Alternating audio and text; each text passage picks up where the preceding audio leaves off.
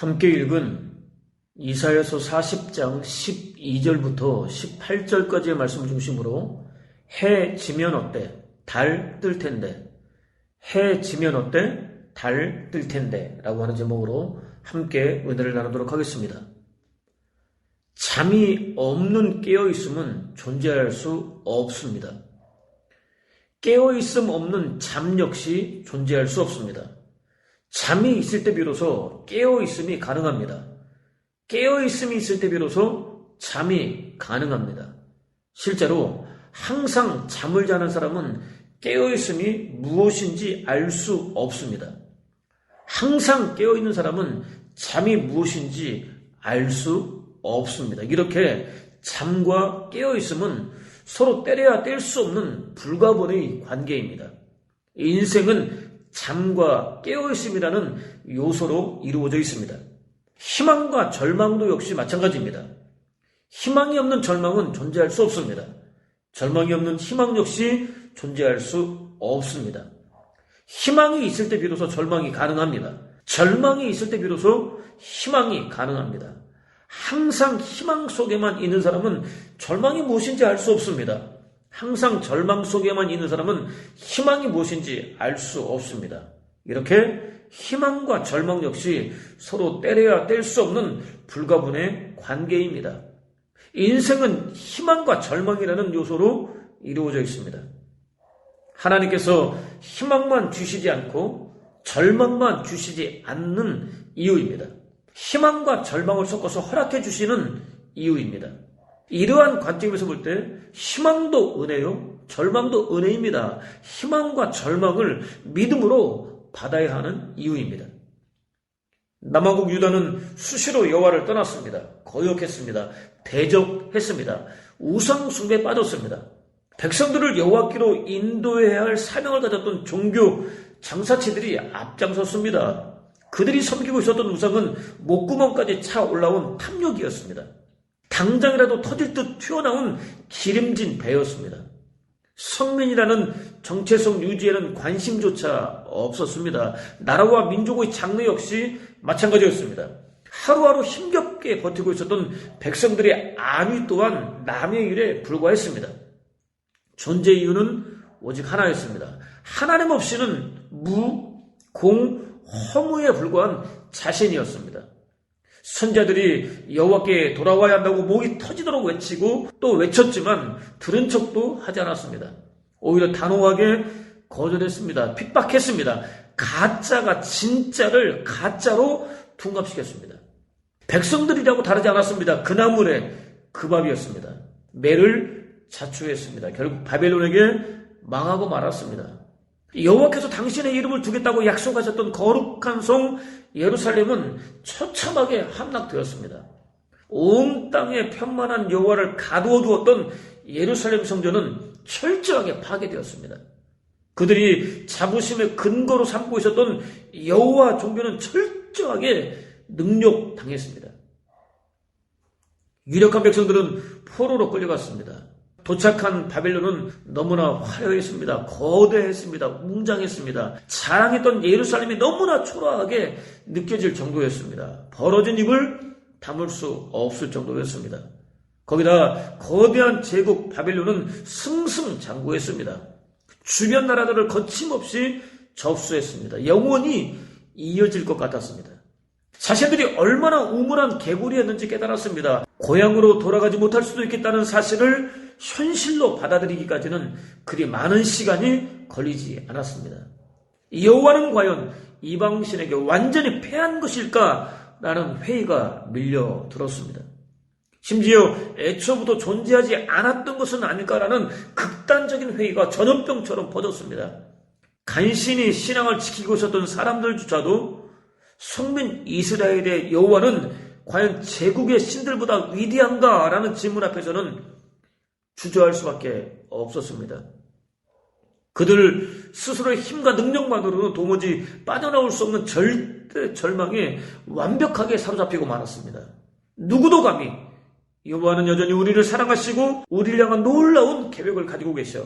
현재는 그 계획이 이루어지는 과정이야 라고 말할 수 없었습니다. 화려했던 솔로몬 시대의 회복은 꿈도 꿀 수 없었습니다. 아니, 꿈꾸는 것 자체가 견디기 힘든 고통이었습니다. 그동안 잠깐씩 당했던 고난들과는 차원이 완전히 달랐습니다. 그야말로 최악이었습니다. 희망을 갖기는 고사하고 절대 절망에 길들여질 수밖에 없었습니다. 그런 그들에게 소위 후기 이사야나 제2의 이사야라고 불리는 여호와의 말씀이 선포되었습니다. 선지자는 먼저 누가 손바닥으로 바닷물을 헤아렸으며 뼘으로 하늘을 쟀으며 땅의 티끌을 되에 담아보았으며 접시저울로 산들을 막대저울로 언덕들을 달아보았으랴라고 외쳤습니다. 손바닥, 뼘, 되, 접시저울, 막대저울은 측량 도구를 가리킵니다. 오늘날 사용하는 측량 도구들과는 비교조차 할 수 없을 정도로 열악합니다. 측량할 대상은 여호와께서 말씀 한마디로 창조하신 피조 세계입니다. 측량할 수 없습니다. 도무지 불가능한 일입니다. 최첨단 측량 도구들을 총동원해도 전혀 달라지지 않습니다. 측량할 수 없습니다. 불가능한 일입니다. 여호와의 능력과 절대 주권은 세상 무엇으로도 다 헤아릴 수 없습니다. 두루 섭렵한 폭넓은 지식과 해박한 지식과 탁월한 지혜로 무장해도 측량할 수 없습니다. 가늠할 수 없습니다. 당연히 피조 세계를 창조하신 여호와 역시 헤아릴 수 없습니다. 측량할 수 없습니다. 가늠할 수 없습니다. 시도 자체가 어리석습니다. 선지자는 계속해서 누가 여호와의 영을 지도하였으며 그의 모사가 되어 그를 가르쳤으랴. 그가 누구와 더불어 의논하셨으며 누가 그를 교훈하였으며 그에게 정의의 길로 가르쳤으며 지식을 가르쳤으며 통달의 도를 보여주었느냐라고 외쳤습니다. 여호와는 더할 나위 없이 풍성하십니다. 더할 나위 없이 기름지십니다. 더할 나위 없이 윤택하십니다. 부족함이나 모자람이 전혀 없으십니다. 스스로 만족하십니다. 결코 그럴 일이 없지만 만에 하나 필요가 있다면 스스로 채우십니다. 여호와를 위해서 무엇인가를 드린다는 것은 있을 수 없는 일입니다. 물론 여호와께 예배드리는 장소를 유지하고 관리하기 위해서 예수 그리스도의 복음을 땅끝까지 전하기 위해서 여호와께서 세우신 일꾼들의 필요를 채우기 위해서 드릴 수는 있습니다. 이때 절대로 지나치게 많이 드리지 말아야 합니다. 무리해서 드리지 말아야 합니다. 억지로 드리지 말아야 합니다. 기쁘고 즐거운 마음이 아니라고 한다면 차라리 드리지 않는 편이 좋습니다. 특히 여호와는 유일무이하십니다. 무한하십니다. 만물을 초월하십니다. 모든 일을 스스로 계획하십니다. 스스로 결정하십니다. 스스로 다 이루십니다. 일부를 수정하거나 보완해야 할 이유가 전혀 없습니다.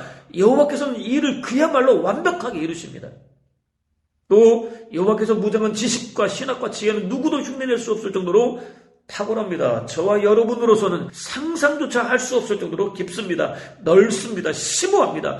광대하기까지 합니다. 피조세계조차도 온전히 헤아릴 수 없는 주제에 피조세계를 마음에 품으시고 말씀 한마디로 창조하신 여호와를 감히 가르치고 지도한다는 것은 절대로 있을 수 없는 일입니다. 여호와께 자신의 지식과 신학과 지혜를 나눠주고 머리를 맞대고 함께 의논하며 조언까지 할 수 있다고 생각하는 자체가 말도 되지 않습니다.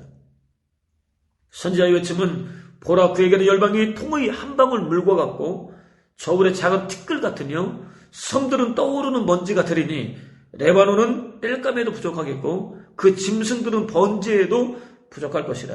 그의 앞에는 모든 열방이 아무것도 아니라 그는 그들을 없는 것 같이 빈 것 같이 여기시느니라 라고 이어집니다. 여호와는 위대하십니다. 비교할 대상이 없으십니다. 성민 이스라엘을 희망의 그림자조차 찾을 수 없는 절대 절망 속으로 몰아넣었던 대제국 바벨론이라 할지라도 마찬가지입니다. 물통에 담겨있는 한 방울의 물 정도에 불과합니다.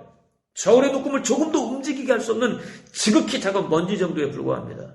이스라엘과 주변 국가들이 자신만만하게 자랑했던 울창한 삼림과 풍성한 짐승들도 마찬가지입니다. 여호와께서 기쁘게 흠양하실 만한 합당한 제사를 드리기에는 오히려 부족합니다.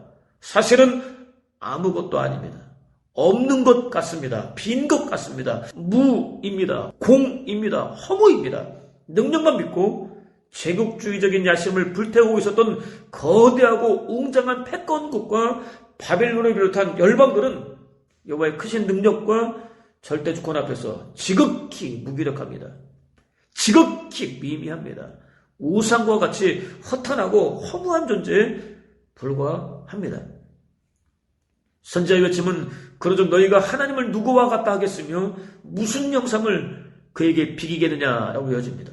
그렇습니다. 여호와는 창조주이십니다. 열방의 하나님이십니다. 스스로 존재하십니다. 누군가 형상을 조각하거나 원하는 장소로 옮겨드려야 할 이유도 없으십니다. 누구도 상상할 수 없는 탁월한 섭리와 누구도 거부할 수 없는 절대 주권으로 역사를 여십니다. 역사를 닫으십니다. 필요한 나라들을 세우십니다. 필요가 다한 나라들은 흔적도 없이 완벽하게 지워버리십니다. 또 여호와는 언제나 변함없으십니다. 성민 이스라엘이 자유를 누리고 있을 때도 완전히 쪼그라들고 위축된 상태에서 비참한 포로 생활을 하고 있을 때도 마찬가지입니다. 결코 변하지 않습니다. 언제나 한결같이 위대하십니다. 역사를 주관하십니다. 선지자의 외침은 너는 내 눈에 여전히 보배롭고 존귀하며 내가 너를 사랑하였은즉 이라고 이어집니다. 성민 이스라엘은 돌이킬 수 없는 징계를 받고 역사 속에서 흔적도 없이 아주 사라진 것 같았습니다. 놀랍게도 여호와께서는 바로 그 성민 이스라엘을 여전히 보배롭게 여기셨습니다. 존귀하게 여기셨습니다. 사랑하셨습니다. 그러니 어찌 해안 지방을 주고라도 너를 찾지 않으며 부족들을 내주고라도 너희 목숨을 건져내지 않으랴. 두려워하지 마라. 내가 너를 보살펴주겠다. 해 뜨는 곳에서 너의 종족을 데려오고 해 지는 곳에서도 너를 모아오리라. 북쪽을 향해서도 그들을 어서 내놓으라라고 외치리라. 남쪽을 향해서도 그들을 잡아두지 말라. 아무리 못해서라도 나의 아들들을 데려오라. 땅끝에서라도 나의 딸들을 데려오라 라고 외치리라. 라는 증거에 따르면 끝장났다고 생각했던 성민 이스라엘을 반드시 구원해주겠다고 고백하셨습니다. 너희는 늙어가도 나는 한결같다. 너희가 비록 백발이 성성해도 나는 여전히 너희를 업고 다니리라. 너희를 업어 살려내리라. 내가 잠시 너를 버렸으나 큰 긍휼로 너를 모을 것이요 영원한 자비로 긍휼히 여기리라 라고 고백하셨습니다. 당신이 그들의 하나님이 되어주겠다고 고백하셨습니다. 그들을 향한 당신의 사랑을 고백하셨습니다. 세월이 흘려서 그들이 비록 백발이 성성하다 할지라도 변함없는 마음으로 여전히 사랑해주겠다고 고백하셨습니다. 이렇게 뜨겁고 애절하며 간절하고 또 변하지 않는 사랑 고백이 또 어디 있을까요?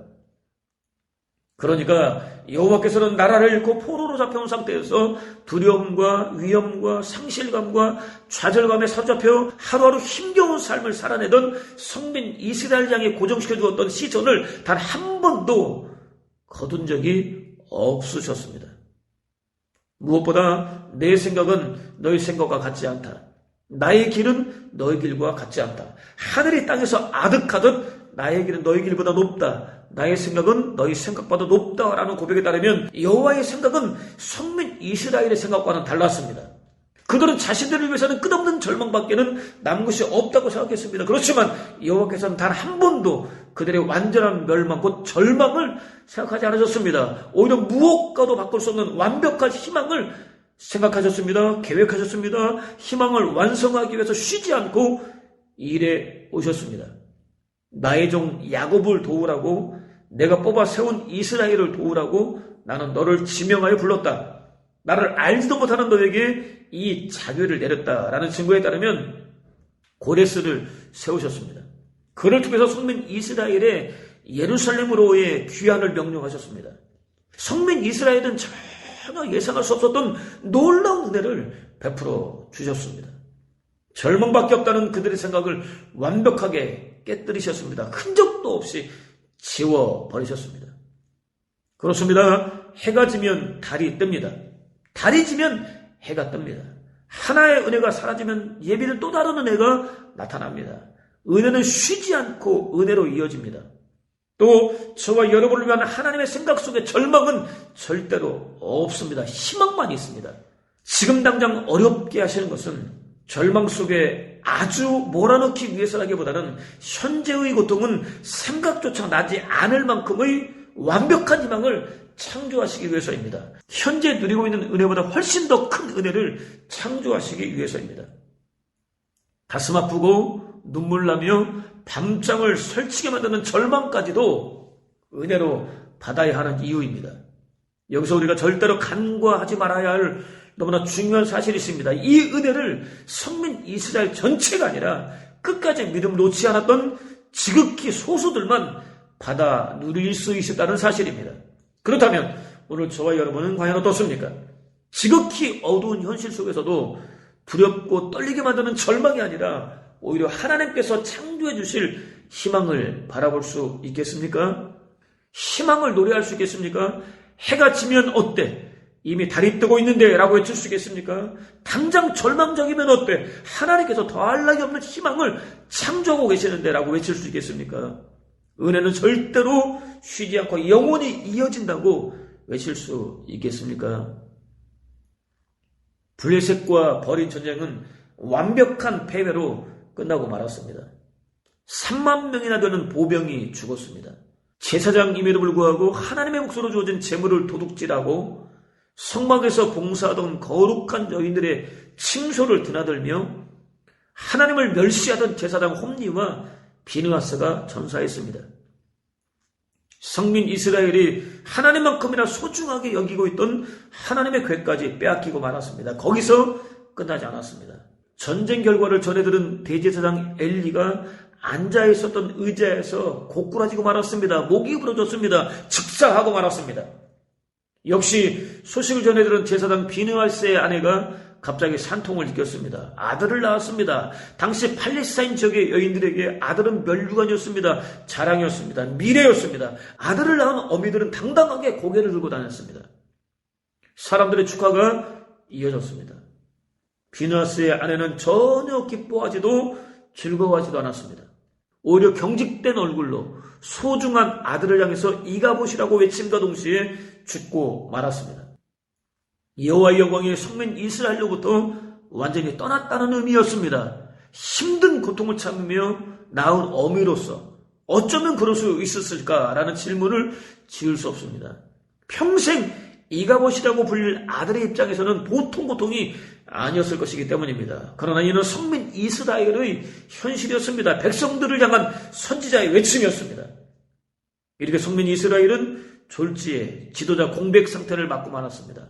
며느리는 가장인 남편과 함께 당대 최고 지도자로서 탁월한 능력까지 발휘하던 시아버지를 한꺼번에 잃었습니다.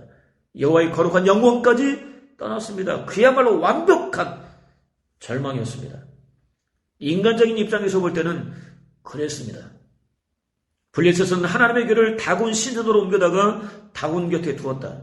이튿날 아침 백성이 일어나서 보니 다곤이 땅에 얼굴을 박은 채 여호와의 궤 앞에 쓰러져 있었다. 그들은 다곤을 일으켜 제자리에 세웠다. 이튿날 아침 일어나서 보니 다곤이 또 땅에 얼굴을 박은 채 여호와의 궤 앞에 넘어져 있었다. 다곤은 몸통만 성한 채로 남아있었고 부러진 목과 동강난 두 손은 문지방에 구르고 있었다라고 이어지는 증거에 따르면 하나님의 입장에서는 달랐습니다. 하나님께서는 성민 이스라엘이 절망하고 있을 때 블레셋에서 당신의 능력을 나타내 보이고 계셨습니다. 블레셋의 도시들을 심판하고 계셨습니다. 쉬지 않고 일하고 계셨습니다. 당신이 하나님이심을 드러내고 계셨습니다. 희망을 창조하고 계셨습니다. 그는 너무 지쳐서 그냥 숨어버리고 싶었습니다. 누구 말도 듣고 싶지 않았습니다. 보이지도 않고 느껴지지도 않는 희망을 가져야 한다는 사실 자체가 너무 힘들었습니다. 차라리 그냥 절망해버리고 싶었습니다. 신락 같은 희망을 붙잡고 있는 자신이 너무나 안쓰럽고 부끄러웠습니다. 차라리 다 놓아버리고 싶었습니다. 힘을 내라는, 희망을 가지라는 사람들의 말이 어떤 위로나 도움도 되지 않았습니다. 오히려 너무나 싫었습니다. 그들을 향해서 그냥 절망하겠다고 외치고 싶었습니다. 폭풍우가 휘몰아치던 날 피하지 않고 그냥 막고 있었습니다. 주님이 찾아오셨습니다. 나와 같이 한 걸음만 걷자. 그저 한 걸음만 나와 같이 걷자라고 말씀해 주셨습니다. 동시에 어제 누렸던 은혜가 아무리 컸었다 할지라도 오늘을 살아낼 수 없다는 사실이 깨달아졌습니다. 어제 밥을 충분히 먹었다고 해서 오늘까지 배부르지 않듯 오늘도 여전히 주님의 은혜가 필요하다는 사실이 깨달아졌습니다. 즉시 주님의 은혜가 필요하다고 고백했습니다. 잡아야 한다고 생각했던, 잡기 위해서 발버둥 쳤던 신락 같은 희망을 버렸습니다. 무엇보다도 주님이 필요하다고 고백했습니다. 기쁠 때도 슬플 때도 죽어도 살아도 아파도 눈물이 나더라도 다른 그 어떤 일이 일어나더라도 주님과 딱 한 걸음만 걷기 위해서 오늘 꼭 필요한 은혜를 베풀어 달라고 외쳤습니다. 놀라운 일이 벌어졌습니다. 아무리 떨쳐버리려고 몸부림쳐도 떨어지지 않았던 절망이 마치 아침 안개처럼 완전히 사라졌습니다. 아무리 가지려고 몸부림쳐도 좀처럼 가질 수 없었던 희망이 마음에 들어왔습니다. 견고하게 자리를 잡았습니다. 꿈인지 생신지 분간하지 못할 만큼 기뻤습니다. 즐거웠습니다. 입에서는 한박 웃음이 터졌습니다. 입술에서는 흥겨운 노랫가락이 흘렀습니다. 순식간에 벌어진 일이었습니다. 하나님께서 당신 한 분만 구하는 그에게 허락해 주신 은혜였습니다. 시인은 여호와여 이제 제가 무엇을 더 바라겠습니까? 저희 희망은 오직 여호와께 있습니다. 라고 고백했습니다. 12명의 정탐꾼들은 하나같이 가나안이 소문대로 과연 젖과 꿀이 흐를 정도로 비옥한 땅이었다고 고백했습니다. 현실에 대한 인식은 서로 조금도 다르지 않았습니다. 정복하는 것에 대해서는 생각이 완전히 달랐습니다. 10명의 정탐꾼들의 시선은 전능하신 여호와가 아니라 아직 노예의 모습을 벗지 못한 오합지들에 불과한 성민 이스라엘에게 고정되어 있었습니다. 원주민은 강하고 성읍은 견고하며 힘이 클 뿐 아니라 안악자손까지 버티고 있는 가나안 땅을 절대로 차지할 수 없다고 단정했습니다. 결코 쉬워 보이지 않는 현실 앞에서 절망에 사로잡혔습니다. 미래를 포기했습니다. 2명의 정탐꾼들은 달랐습니다. 가나안을 이미 허락하신 여호와께 시선을 고정시켰습니다. 가나안은 여호와께서 이미 허락해 주셨다고 외쳤습니다. 여호와께서 허락하시면 능히 소유할 수 있다고 외쳤습니다. 쉬워 보이지 않는 똑같은 현실 앞에서 절망하기는커녕 희망을 외쳤습니다. 내일을 붙잡았습니다. 10명의 정탐꾼들은 결국 젖과 꿀이 흐르는 땅을 목격하고도 들어가지 못했습니다. 광야에서 방황하다가 죽고 말았습니다. 2명의 정탐꾼들은 젖과 꿀이 흐르는 가나안 땅을 소유할 수 있었습니다. 은혜를 맛보고 누릴 수 있었습니다. 저와 여러분이 어떤 상태에 있든지 전혀 상관하지 않고 언제나 보배롭고 존귀하고 사랑스럽게 여기시는 하나님 한 분만 온전히 바라보며 믿고 의지할 수 있는 은혜를 구하십시오. 아무리 어렵고 힘든 상황 속에 던져지다 할지라도 주님과 더불어 딱 한 걸음만 걸을 수 있는 은혜를 구하십시오. 날마다 그날에 필요한 만큼의 은혜를 구하십시오. 그것을 통해서 보배롭고 존귀하고 사랑스럽게 여기시는 하나님과 더불어 날마다 동행하는 복된 삶, 현재 당하는 고통은 조금도 생각나지 않을 정도로 큰 희망을 창조해 주시는 하나님의 위대한 역사를 경험하는 복된 삶, 무엇보다 해가 지면 좀 어때? 이미 오늘 꼭 필요한 새로운 은혜의 달이 떠오르고 있는데 라며 희망을 외칠 수 있는 복된 삶을 사는 저와 여러분 되시기를 주님의 이름으로 축원을 드립니다.